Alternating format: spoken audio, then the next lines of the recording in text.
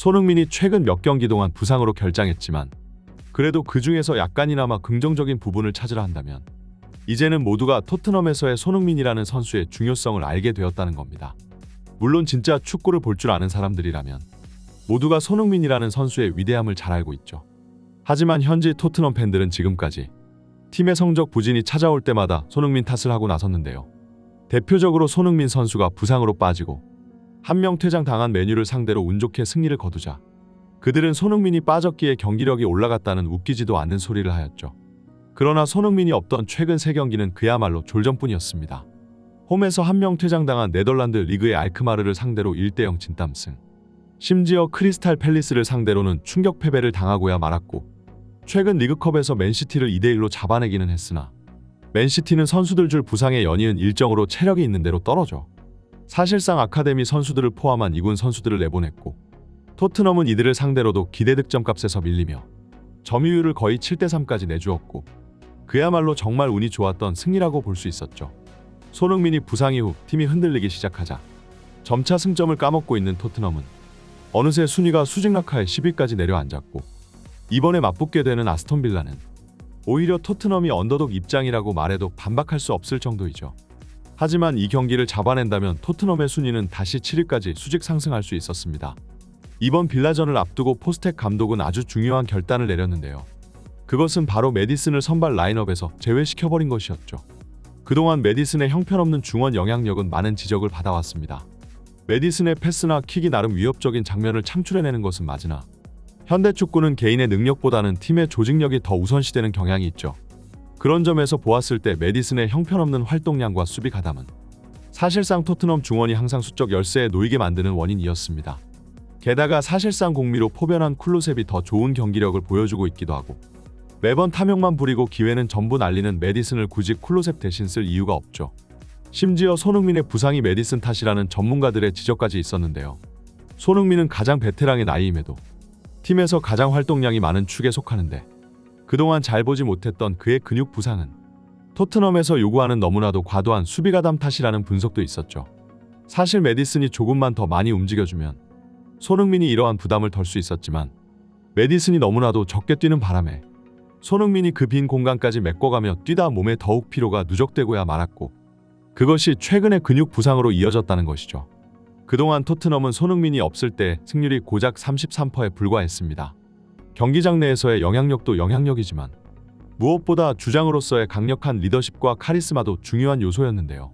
메디슨이 기본적으로 모든 킥을 가져가며 탐욕을 부리고는 하지만 손흥민이 직접 킥 기회를 양보를 할지언정 공을 달라고 다가오는 선수들을 주장으로서 저지해 킥을 두고 다투는 추태까지는 보여주지 않았죠. 하지만 이들을 중재해주는 사람이 사라지자 알크마르전에서는 히샬리송과 메디슨이 또 페널티킥을 두고 다투기도 했는데 메디슨이 결국 마지못해 이를 양보하기는 했지만 이 광경을 지켜보는 팬들 입장에서는 정말 낯뜨거운 장면이었죠. 아스톤 빌라와 토트넘의 최근 상대 전적은 24경기 기준 토트넘이 18승 1무 5패로 우위에 있습니다. 마지막 대결에서도 토트넘이 4대0으로 대승을 거두었기는 한데 정작 그 시즌 더 높은 순위로 시즌을 마무리하며 토트넘의 챔스 자리를 뺏어간 것이 바로 아스톤 빌라였고 마지막 대결 이후 그전 3경기는 토트넘이 3연패를 기록했을 정도로 최근 체급이 급격하게 올라오기 시작한 빌라에게 상당히 애를 먹는 모습을 보여주고 있죠. 특히나 상대 감독 우나이 에메리와의 전술 싸움에서 매번 포스텍 감독이 패배하고는 했는데 안 그래도 최근 경질 여론으로 자리를 위협받고 있는 포스텍 입장에서 이번 빌라전은 분위기 반전 아니면 구단의 경질 박차를 더욱 가속화하게 만들 수도 있는 중요한 순간이었죠. 이번 경기는 솔랑케가 중앙 스트라이커로 손흥민이 왼쪽 윙포워드로 출전했는데 우나이 에메리 감독은 손흥민을 막기 위해 윙포워드를 한 칸 내려 오른쪽 미드필더로 배치해 4-4-1-1의 형태로 손흥민에게 2명의 전담 마크를 붙이겠다는 의도를 확실하게 보였습니다. 역시나 화끈한 공격력을 추구하는 두 팀의 경기답게 초반부터 자신의 박스와 상대 박스를 가리지 않고 굉장히 치열한 세컨볼 싸움과 경합을 펼쳤습니다. 아스톤 빌라의 공격력은 이제 리그에서도 수위급에 속할 정도로 강력하고 그렇기에 손흥민 선수도 평소보다 더 많이 내려와서 수비 가담을 해줘야 했죠. 수시로 하프라인 위아래를 넘나들어 지칠 법도 한 손흥민이었지만 그럼에도 몸 상태는 아주 가벼웠는데요. 왼쪽 측면에서 굉장히 테크니컬하고 섬세한 드리블로 손흥민을 막기 위해 붙여둔 2-3명의 전담 마크들을 모두 떨쳐버리면서 공격의 활로를 열기도 했습니다. 하지만 굉장히 치열한 두 팀 간의 맞불 축구에도 생각보다 쉽게 골이 잘 터져 나오지는 않았는데요. 두 팀 다 박스 근처에서의 마무리가 섬세하지 못했기 때문이죠. 결국 이런 상황에서 한 것 해결해주는 것이 바로 세트피스이기는 한데 역시나 리그 최악의 세트피스 효율을 지닌 토트넘답게 이번 경기에서마저 가볍게 세트피스로 한 골을 실점하며 화려하게 시작했습니다.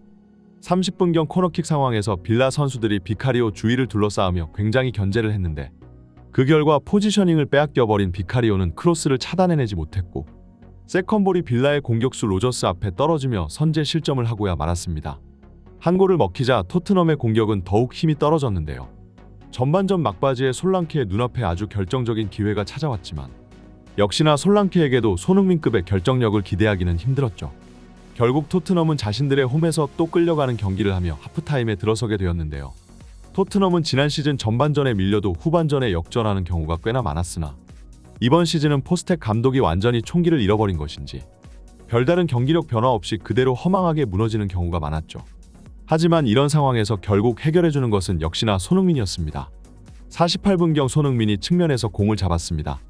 하지만 이미 3명의 수비수가 모든 경로를 차단하고 있었는데요. 경기를 중계하던 해설진들도 다시 패스가 뒤로 돌아갈 것으로 예상했죠. 하지만 손흥민은 모두의 의표를 찌르며 반박자 빠르게 왼발로 크로스를 시도했습니다. 그 누구도 이 위치, 이 각도에서 패스를 시도할 것이라고는 상상도 못했는데요.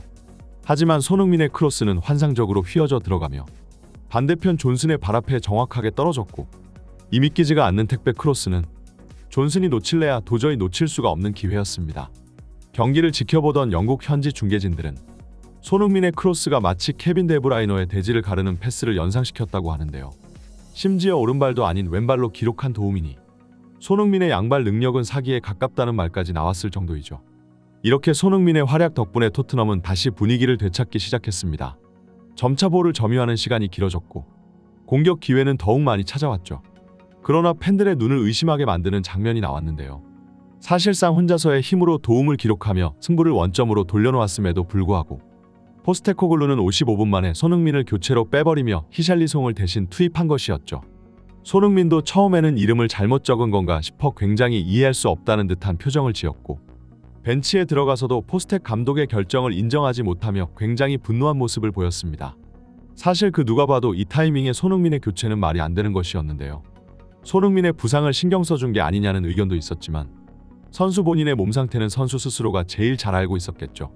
그 이후로 솔랑케가 2골을 집어넣으며 토트넘이 완승을 거두기는 했으나 손흥민 교체 이후 토트넘의 공격력은 눈에 띄게 떨어졌었고 자칫하면 역대급 해인이 될 수 있었던 포스텍 감독의 선택이었습니다. 그러나 결국 토트넘은 빌라전을 승리로 마무리 지었고 이는 아주 중요한 결과였는데요. 이제 토트넘의 다음 일정은 갈라타사라이 원정입니다. 전통적으로 터키 원정은 그 어떤 팀이든 아주 힘들어했는데요. 홈팬들의 압도적인 응원 열기에 잡아먹히기도 하고 특히나 터키 리그 특유의 거칠고 끈적한 늪축구에 휘말려 일격을 맞는 강팀들도 많았죠. 포스텍 감독과 토트넘 구단 입장에서 부상에서 돌아온 지 얼마 되지 않은 손흥민 선수를 최대한 아끼고 싶은 생각이었겠으나 토트넘도 이번 시즌 유로파 리그 우승을 노리는 만큼 이번 조별리그에서 가장 중요한 이 경기를 버리고 갈 수는 없을 겁니다. 결국 갈라타사라이전에 이어 다음 입스위치전까지 여전히 손흥민 선수의 3연속 선발이 예상되고 있는데요. 토트넘이 그래도 유로파리그에서는 3연승으로 굉장히 순항하고 있는데 빠르게 다음 라운드 진출을 확정지어 놓는다면 앞으로의 일정에서 주전 선수들의 체력을 분배하는 데 있어 더욱 편해지겠죠. 부상에서 돌아온 손흥민의 모습을 간만에 확인할 수 있었던 경기였습니다. 만족스러운 점도 불만족스러운 점도 있었겠으나 아직도 시즌은 길고 여전히 손흥민 선수는 더 보여줄 것이 많은 선수이죠. 다음 경기에도 계속해서 손흥민 선수의 건승을 기원하겠습니다. 이번 영상은 여기까지입니다. 구독과 좋아요는 사랑입니다. 감사합니다.